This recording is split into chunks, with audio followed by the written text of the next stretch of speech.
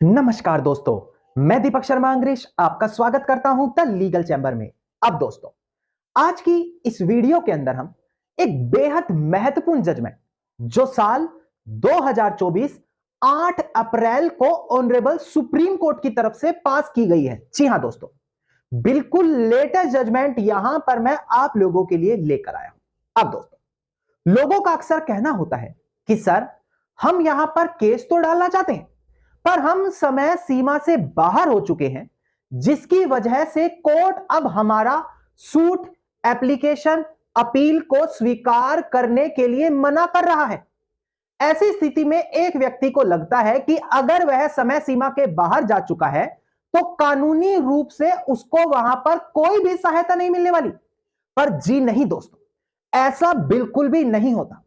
अगर आपको सही जागरूकता है, आपको सभी कानूनों की समझ है, अगर आप हर नई जजमेंट से अपडेट रहते हैं, तो आपको पता होगा कि लिमिटेशन एक्ट 1963 उसका सेक्शन 5 इसी बारे में बात करता है, जो कहता है कंडोनेशन ऑफ डिले, यानी कि डिले होने के बावजूद, लेट होने के बावजूद भी आपकी अपील या एप्लीकेशन को अब स्वीकार कर लिया जाएगा।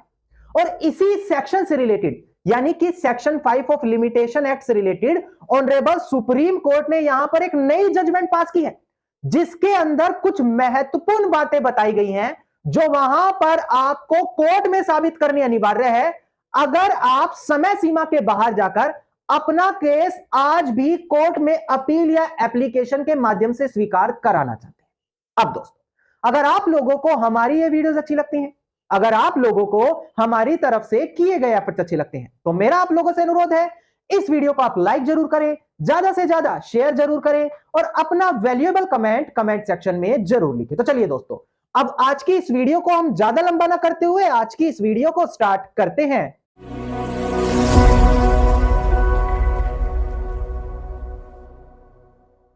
दोस्तों, हम बढ़ते हैं अपनी आज की इस वीडियो की ओर। देखिए, सबसे पहले आपको जानना होगा लिमिटेशन एक्ट 1963 के बारे में।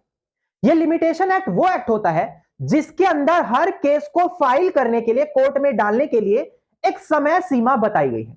जैसे कि अगर आप मेरे चैनल से रेगुलरली जुड़े रहते हैं तो आपको पता होगा, किसी ने अगर संपत्ति पर कब्जा कर लिया है तो 12 सालों की समय सीमा, अगर आप सेल डीड, गिफ्ट डीड को चैलेंज करना चाहते हैं तो 3 सालों की समय सीमा। इसी प्रकार से हर चीज की समय सीमा इस लिमिटेशन एक्ट के अंदर दी गई है। वहां पर एक समय सीमा आपको यह भी बताई है कि अगर आप कोर्ट में केस करना चाहते हैं या आपके खिलाफ कोर्ट का फैसला आया जिसके विरुद्ध जाकर आप कोर्ट में अपील, रिव्यू या रिवीजन फाइल करना चाहते हैं, या फिर हो सकता है आप कोर्ट के अंदर अपनी कोई एप्लीकेशन डालना चाहते हैं, जैसे कि 711 की हो गई, इसके अलावा हमारी हो सकती है काउंटर क्लेम फाइल करने की, तो यहां पर हर सभी चीजों के लिए, कोई भी एप्लीकेशन, अपील या सूट फाइल करने के लिए एक समय सीमा है जो इसी लिमिटेशन एक्ट के अंदर दी गई है। और यही बोला जाता है कि अगर आप इस समय सीमा से बाहर निकल चुके हैं तो आज के समय में आपका कोर्ट के अंदर केस, आपकी अपील या आपकी एप्लीकेशन को डिसमिस कर दिया जाएगा, उसको एक्सेप्ट नहीं किया जाएगा।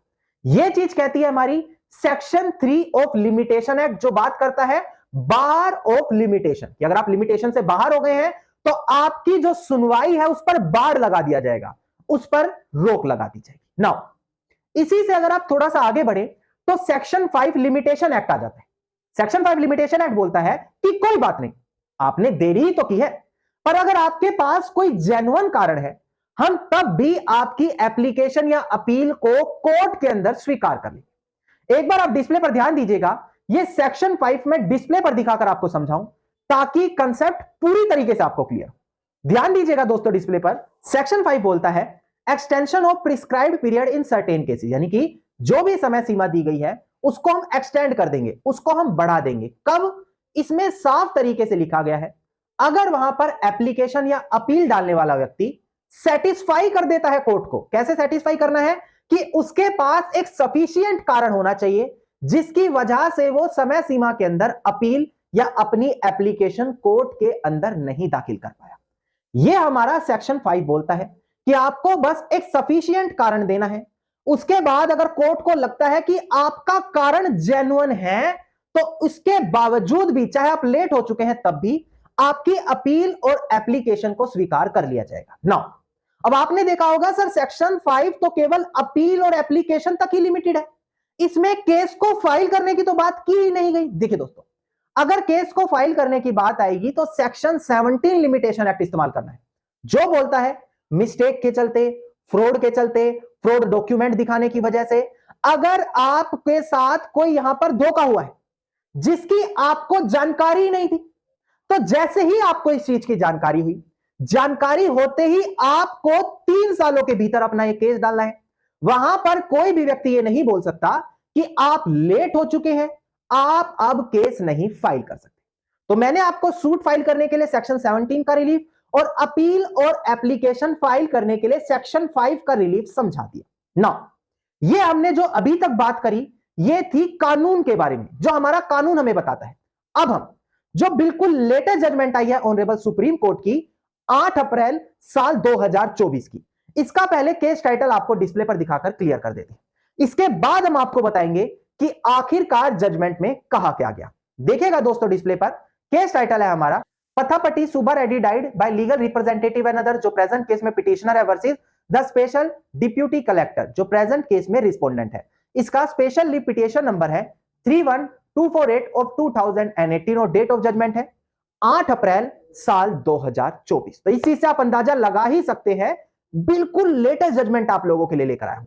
इसीलिए आप लोगों को बार बार कहता हूं कि अगर आपको लेटेस्ट कानून के बारे में सिंपल लैंग्वेज में जानना है तो चैनल को तुरंत सब्सक्राइब करके नोटिफिकेशन बेल आइकन आप जरूर दबा दें। नाउ प्रेजेंट केस के अंदर ऑनरेबल सुप्रीम कोर्ट के सामने सेक्शन 3 सेक्शन 5 लिमिटेशन एक्ट यानी कि कंडोनेशन ऑफ डिले का रीजन देकर एक अपील को स्वीकार कराया जा रहा था, जहां पर पहले तो ऑनरेबल सुप्रीम कोर्ट ने अपील को स्वीकार करने के लिए मना कर दिया। यह बोला गया कि कोई भी कंडोनेशन ऑफ डिले का यहां पर इस पार्टी को हम रिलीफ नहीं देंगे, हर किसी के लिए नहीं बोला, पर्टिकुलर केस के अंदर इस पार्टी को रिलीफ देने के लिए मना कर दिया। पर यहां पर 8 पॉइंट बताए गए हैं। अगर एक पार्टी लेट होने के बाद कोर्ट से रिलीफ मांगने जाती है तो ये 8 पॉइंट यहां पर ध्यान देने अनिवार्य हैं। अब यहां से एक एक करके ये सभी 8 पॉइंट मैं आपको क्लियर करूंगा, बड़ी ध्यान से अब आपको ये वीडियो देखनी होगी। देखिएगा दोस्तों, ये जो 8 प्रिंसिपल्स बताए गए हैं डिस्प्ले पर अब आपको दिखाई देंगे।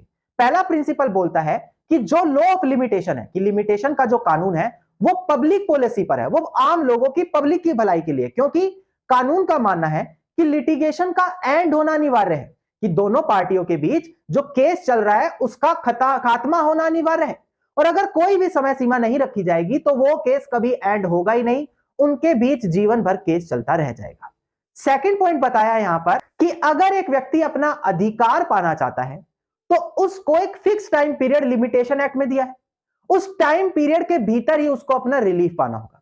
अगर वो उस टाइम पीरियड के बाहर जाता है, यानी कि लिमिटेशन टाइम के बाहर जाता है, तो उसका वो अधिकार, राइट और रेमेडी वहां पर एग्जॉस्ट मानी जाएगी, खत्म मानी जाएगी। इसके अलावा जो सेक्शन 3 है लिमिटेशन एक्ट का और सेक्शन 5 है, वो दोनों अलग अलग है। सेक्शन 3 बोलता है कि अगर कोई समय सीमा से बाहर है तो उसको हम बाढ़ कर देंगे, उसको रिलीफ नहीं देंगे, जबकि सेक्शन 5 बताता है कि डिले होने के बावजूद भी अगर कोई जेन्युइन कारण कोर्ट को दिखा देता है उसको हम रिलीफ दे देंगे। इसके बाद जो चौथा पॉइंट बोलता है वो क्या कहता है कि अगर किसी को रिलीफ दिलवाना है कानून की तरफ से, उसको जस्टिस, न्याय दिलवाना है, तो पहले यही चीज अपनानी चाहिए कि उसका केस देखो और ये देखो क्या वहां पर उसकी अप्रोच जस्टिस होना अनिवार्य है, मतलब उसको रिलीफ देना जरूरी है। पर इसका मतलब ये नहीं कि सेक्शन 3 जो लिमिटेशन एक्ट कहता है कि समय सीमा से बाहर हो गए हैं, उन चीजों को भूल जाओ, उन चीजों को ध्यान रखो लिमिटेशन एक्ट पर। इसके बाद देखो कि सामने वाली पार्टी क्या ग्राउंड दे रही है लेट होने के और कितनी जस्टिस की उसको रिक्वायरमेंट है। इसके अलावा फिफ्थ पॉइंट कहता है कि यहां पर कोर्ट को पावर दी गई है कि अपनी पावर का इस्तेमाल करके अगर उसको लगता है कि सामने वाली पार्टी के पास एक सफिशिएंट कारण है, एक जेन्युइन कारण है, तो वो अपनी पावर का इस्तेमाल करके उस जेन्युइन कारण की वजह से उसके डिले होने के बावजूद भी उसका केस एक्सेप्ट कर सकते हैं, अपील और एप्लीकेशन एक्सेप्ट कर सकते हैं। पर अगर कोई ऑर्डिनेशन डिले है, नेग्लिजेंट है, वहां पर लेट होना स्वीकार नहीं किया जाएगा। मतलब कोर्ट की पावर है, कोर्ट को सेटिस्फाई करना अनिवार्य है। 6 पॉइंट बोलता है कि अगर जो व्यक्ति आकर कोर्ट से रिलीफ पाना चाहता है कि मैं डिले हो गया और वो उससे संबंधित कोई दूसरा केस दिखा देता है, तो इसका मतलब ये नहीं होगा कि अगर दूसरे केस के अंदर किसी और को रिलीफ मिला था कोर्ट से तो उसको भी मिलना चाहिए। क्यों? क्योंकि हर केस के फैक्ट्स अलग होते हैं और कोर्ट को यह डिसाइड करना चाहिए कि प्रेजेंट केस के जो फैक्ट्स है उसके तहत क्या उसको रिलीफ मिलनी चाहिए या फिर नहीं। इसके अलावा जो हमारा 7th पॉइंट है वो बोलता है कि अगर किसी पार्टी के डिले होने की वजह से उसका केस स्वीकार होना चाहिए या नहीं होना चाहिए, इस चीज की सुनवाई चल रही है, तो उसमें केस के मेरिट्स नहीं देखे जाएंगे। मतलब केस के अंदर जो फैक्ट्स है उनको नहीं एनालाइज किया जाएगा, केवल डिले होने के पीछे का कारण क्या था वो देखा जाएगा और क्या उसके पीछे कोई जेन्युइन कारण है ये देखा जाएगा। और लास्ट पॉइंट बोलता है हमारा कि अगर किसी व्यक्ति की कंडोनेशन और डिले वाली एप्लीकेशन की सुनवाई चल रही है तो जो कानून के अंदर प्रोविजंस दिए गए हैं उनको बेहद ध्यान से एनालाइज करके यह चीज स्वीकार करनी है कि प्रेजेंट केस में जो डिले हुई है क्या उसके बावजूद भी उसको स्वीकार करना चाहिए या फिर नहीं। यानी कि कोर्ट की डिस्क्रिशनरी पावर आ गई।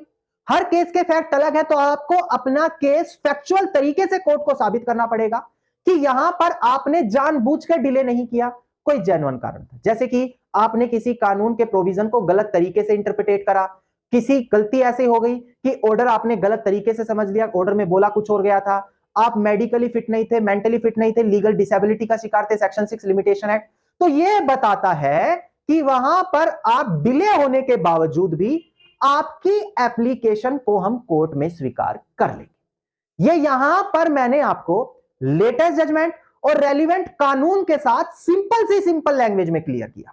अब दोस्तों उम्मीद करता हूं वीडियो के अंदर मिली जानकारी आप सभी लोगों के लिए बेहद ज्यादा लाभदायक साबित होगी। अगर वीडियो के अंदर मिली जानकारी आप सभी लोगों को अच्छी लगी तो इस वीडियो को आप लाइक, शेयर और कमेंट जरूर कीजिएगा। वीडियो से जुड़ा अगर आपका कोई भी क्वेश्चन है तो आप मुझे कमेंट सेक्शन में भी लिख सकते हैं।